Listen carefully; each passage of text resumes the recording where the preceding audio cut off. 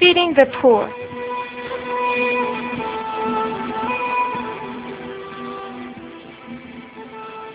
It was time to eat. Some different kinds of food were prepared and beautifully set on the tablecloth.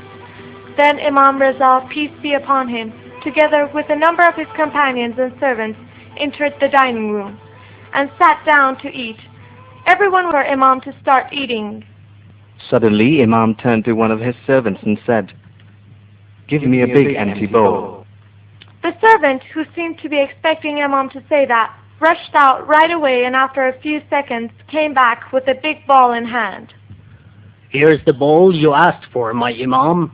In reply, Imam said, "May God save you from the fire of hell." Imam took the bowl and picked the best parts of each kind of food and put them in the bowl. Two of the men who were sitting on the other corner of the room and watching Imam began to talk with each other quietly. "What is the Imam doing? Why is he putting the best parts of the food in the bowl, oh brother?" "He always does so. Whenever it's time to eat and he sits by the tablecloth, he asks for an empty bowl and puts in some food." "He should be preparing that bowl of food for a special person, isn't it so?" At this time they could hear the Imam talking to his servant and said, "Give this food out to the poor and the needy, just as you always did." "By all means, my lord."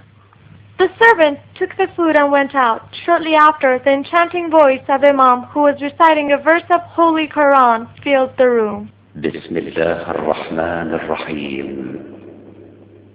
فلاقتحم العقبة وما أدراك ما العقبة فك رقبة أو إطعام في يوم ذي مسغبة